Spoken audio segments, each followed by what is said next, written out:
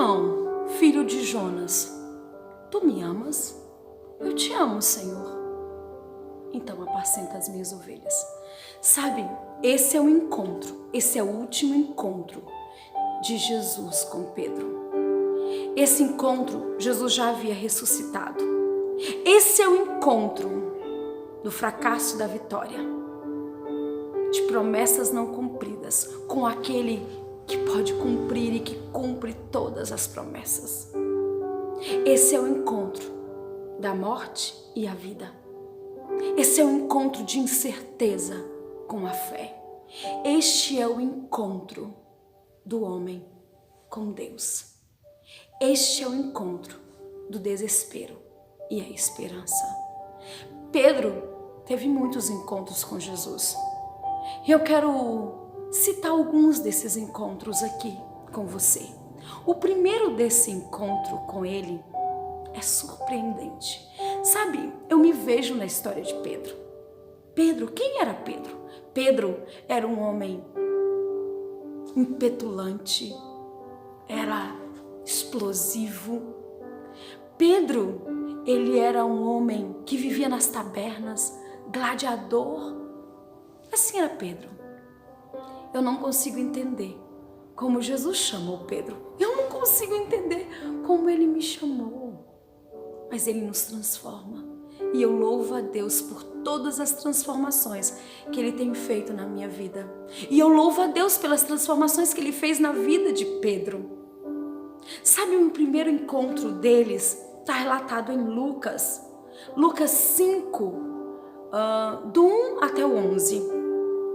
Eu não posso ler para nós ganharmos tempo, mas pare esse áudio, esse vídeo e leia. Esse encontro, Pedro, ele estava devendo muitos impostos. Roma estava oprimindo o povo de Deus. E Pedro, ele estava devendo, André estava devendo, mas André era simpatizante de João. E André, ele viu João dizendo do Messias. E André, eles eram rejeitados, e eu vou explicar o que é isso. E André, ele chega para Pedro e diz: Pedro, o Messias a quem nós aguardávamos chegou. E Pedro diz: o que, André? João, André, fala sério, eu não tenho tempo para perder com as loucuras de João. João, muitas vezes, muitos chamaram ele de louco. E André tinha certeza que ele era o Messias. Mas Jesus teria um encontro com Pedro. Pedro, devendo muito impostos, ele estava correndo o risco de ser preso. Pedro, ele chegou a pescar no Shabá. E por que eles pescavam no Shabá? Porque Roma sabia que os judeus não trabalhavam, então eles não iam fazer ali as vistorias para pegar. No sábado não tinha, e muitos pescavam no Shabá por isso. Pedro era um cristão, mas longe de Jesus. Mas ele tem um encontro com Jesus. E esse encontro vai começar a mudar a vida de Pedro. Pedro, ele é convertido nesse último encontro. Ele teve uma vida com Jesus, mas ele foi convertido depois da ressurreição de Jesus. Mas ali estava Pedro, desesperado. Foi tentar pescar a noite inteira e ele jogando redes. Pedro, ele era um exímio pescador e ele não pescou nada. Levi Mateus, o cobrador de impostos, no vácuo de Pedro seria preso. E Levi ali. E Pedro desesperado. Pedro não pegou nenhum peixe. Quando Pedro chega com seus barcos na beira da praia, que ele começa a lavar as redes, tá ali uma multidão e um homem pregando. Jesus pede o barco de Pedro emprestado. Que embarcação, hein? Uma embarcação que teve o próprio Jesus, o Deus vivo. Que privilégio. E Pedro então empresta. E Jesus começa a falar, porque a multidão estava imprensando Jesus até a praia. E ele sobe e começa a falar, a acústica seria melhor. E Jesus então começa a falar de uma pescaria. E ele começa, eu imagino que ele fale, ele cita o exemplo de Simão. E ele diz assim: olha, Simão é pescador. Ele pesca todo tipo de peixe. E quando ele chega na praia, é que ele vai separar. Os bons ele joga no barril e os maus ele joga fora. E eu quero que vocês pesquem todos os tipos de homem.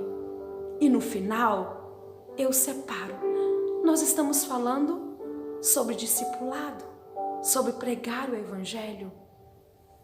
E nós precisamos pegar todos os tipos de peixes. No final, quem vai separar é Jesus. E ali ele está citando esse exemplo. E eu imagino que o coração de Pedro estava sendo tocado. Quem não era tocado por Jesus? E André, com os olhos vibrantes, vibrando, porque André tinha visto o Messias com João. E agora, Jesus diz: por hoje é só, com aquela multidão. E diz: Pedro, você pode ir a alto mar e jogar as redes? Isso está em Lucas, no verso 4. E Jesus, ele diz assim: jogue as redes. E quando Pedro pensa: sou um pescador, ele diz: Senhor, o mar não está para peixe. Senhor, eu tentei a noite inteira. Eu imagino o olhar de Jesus para Pedro. Ele diz: tudo bem. E o Pedro vai. Talvez ele nem vai muito longe. Ele joga as redes. Quando ele joga as redes, vieram tantos peixes, tantos peixes, tantos peixes. Isso está no verso 5. Tantos peixes que Pedro teve que pedir ajuda. E o outro barco estava ali, Zebedeu e os seus filhos, Tiago e João. Discípulos também foram convidados para seguir o mestre. E aí então as redes começam a romper e eles lotam 2 barcos. O milagre que ele precisava para pagar os impostos. E ali estava na beira da praia. E eu preciso ler essa parte com você.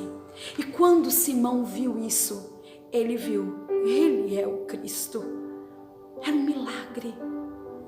E ele diz assim: vendo Simão, Pedro prostrou-se aos pés de Jesus, dizendo: Senhor, ausenta-te de mim, que sou homem pecador. Talvez hoje você diga para Cristo: Senhor, ausente-te de mim, sou um homem pecador. Mas Cristo, ele veio para buscar os que estavam perdidos. Eu sou uma prova viva. Não tinha como o Senhor me chamar. Mas Ele nos chama. Mas depois que Ele nos chama, Ele começa a fazer mudanças. Mudanças na nossa vida. Quando eu olho para mim hoje, eu digo: não sou eu. Já não sou eu quem vivo. É Cristo que vive em mim. Ele faz essas mudanças. E agora, eu quero que você vá para o verso 10. Não temas, de agora em diante serás pescadores de homens. Verso 11. E levando os barcos para a terra, deixaram tudo e o seguiram. André, Pedro, Tiago e João. E o Senhor pega 4 discípulos. A dívida, o Senhor fez um milagre. Os 2 barcos, Zebedeu paga as dívidas.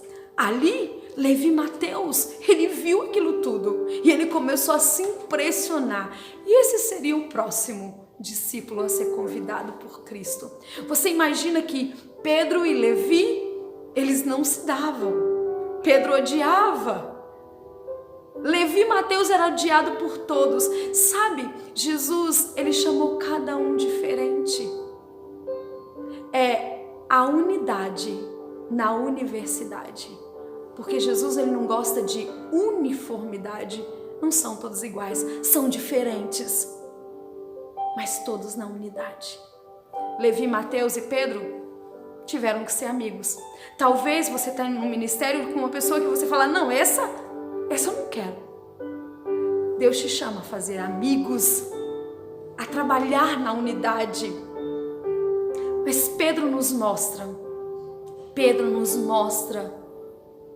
o quão nós precisamos de Deus, o quanto nós precisamos. Pedro é um homem que confiava nas suas próprias forças.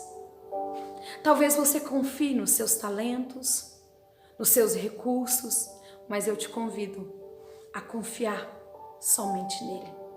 Só ele pode todas as coisas. Esqueça você, mate o seu eu. Pedro era um homem que confiava nas suas mãos, confiava nele mesmo. Pedro foi um homem que sempre, além de confiar nas suas forças, ele sempre, se achava o tal. Ele disse: Senhor, eu nunca te negarei. Jesus diz: ei Pedro, você não sabe o que você está falando. Você me negará 3 vezes. Pedro foi um homem que Jesus estava andando sobre as águas e ele era destemido. Ele era destemido, ele era corajoso e ele andou sobre as águas. Enquanto os olhos dele estavam fixos em Jesus, ele andou sobre as águas. Mas quando ele olhou para ele mesmo, ele começou a afundar. E ali ele gritou: salva-me, Senhor! Salva-me, Senhor! Salva-me, Senhor! E ele voltou a olhar para Jesus. Jesus estendeu a mão e tirou Pedro. E Jesus levantou Pedro. Pedro teve tantos momentos com Jesus. Mas quando Jesus ele estava ali para ser crucificado, Pedro foi um daqueles que cortou a orelha. Mas depois ele negou Jesus 3 vezes. E o olhar de Jesus não era de condenação quando o galo cantou a 3ª vez. Mas o olhar de Jesus era de amor. Era de amor. E Pedro ali, ele se lembra das promessas. Nunca te negarei, Senhor. E Pedro estava arrasado. Pedro estava com a consciência. Talvez você já negou Jesus algumas vezes. Mas Ele te chama. Ele te chama quantas vezes for preciso. Hoje Ele está te chamando. Salva-me, Senhor. É só você falar. Ele vai te salvar. Ele vai estender a mão. Mas sabe, quando Pedro negou Jesus, que Jesus ressuscitou, ele disse a Maria: diga também a Pedro. Sabe o que Jesus estava dizendo? Pedro estava muito mal. Jesus sabia que ele estava. Fale para Pedro que está tudo bem. Mas para Pedro não estava bem. E agora Pedro vai ter um encontro com Jesus. E esse encontro é a conversão de Pedro. Pedro estava ali. Eles estavam ali comendo depois da ressurreição. E as pessoas felizes, os discípulos felizes, mas Pedro engolia aquela comida. Porque Pedro dizia: ele vai me chamar de covarde. Ele vai chamar minha atenção. Pedro estava preparado para uma disciplina, por uma surra. Pedro estava preparado para Jesus dizer: ei Pedro, quando eu mais precisei de você, você me negou. E Pedro estava entalado. Pedro estava mal. Mas Jesus não faz isso, porque Ele sabe que a consciência do pecador já machuca muito. Jesus chamou Pedro à parte. E Pedro imaginou: é agora que Ele vai me chamar.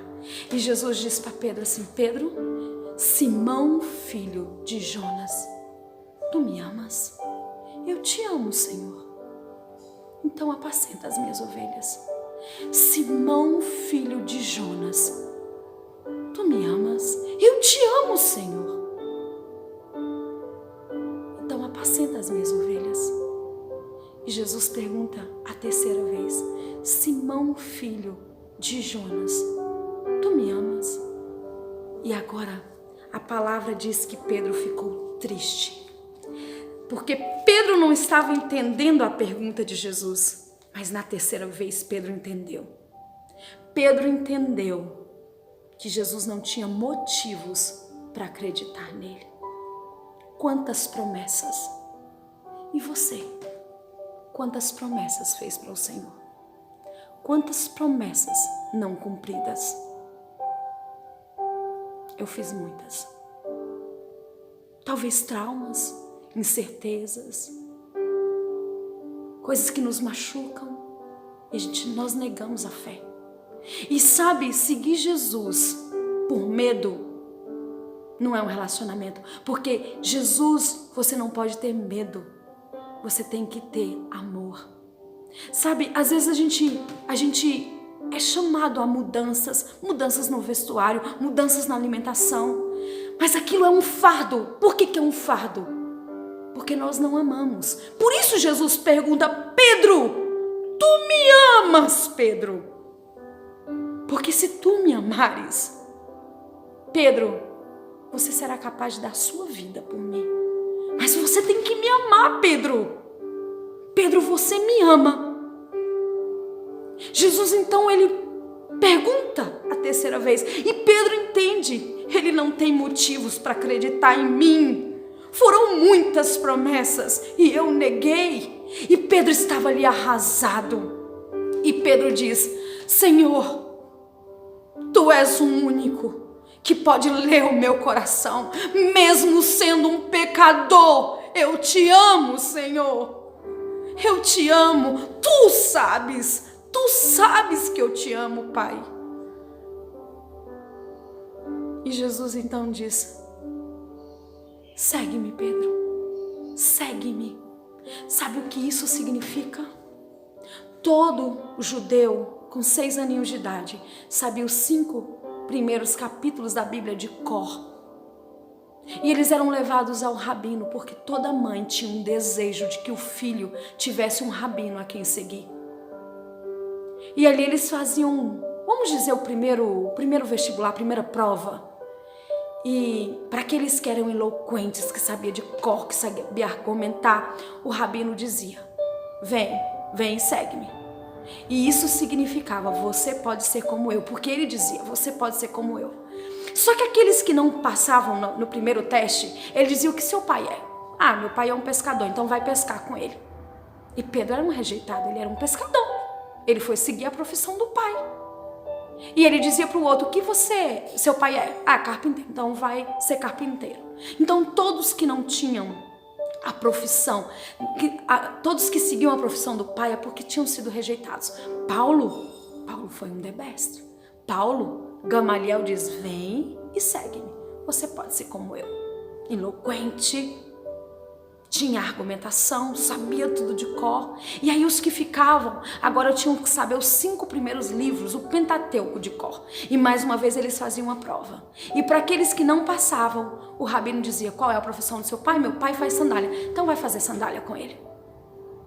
E agora ficava ali os que eram os melhores. E dos melhores, o rabino ia escolher apenas os melhores. E agora eles tinham que saber o Velho Testamento inteiro de cor. E ali naquela última prova, para aqueles que eram os bons, ele dizia: vem e segue-me. Você pode ser como eu. Então Jesus estava dizendo: vem e segue-me. Você pode ser como eu. Mas inclusive morrer por Cristo, dar vida pelo pecador. E agora Pedro, ele decide seguir Jesus. Só que Jesus agora vai dizer no verso 18: na verdade te digo que quando eras mais moço, te cingia a ti mesmo e andavas por onde querias, mas já fores velho, entenderás que as tuas mãos e outros te cingirá e te levará para onde tu não queres ir. Ele estava falando da morte, porque no verso 19 ele diz: e disse isso, significando com que morte haveria de glorificar a Deus. E dito isso, disse-lhe: segue-me. Então quando Pedro diz: Senhor, tu sabes que eu te amo. Apesar de ser um pecador, eu te amo, Senhor. Aquela foi uma verdadeira conversão. E naquele momento, quando ele decide então, Jesus diz: ei, calma Pedro, mas eu preciso te dizer uma coisa. Pedro, você vai para lugares onde você não quer ir. porque agora vão mandar em você. Pedro morreu numa sexta-feira, crucificado. Mas Pedro disse: me coloque de cabeça para baixo. Eu não sou digno de morrer como meu Senhor.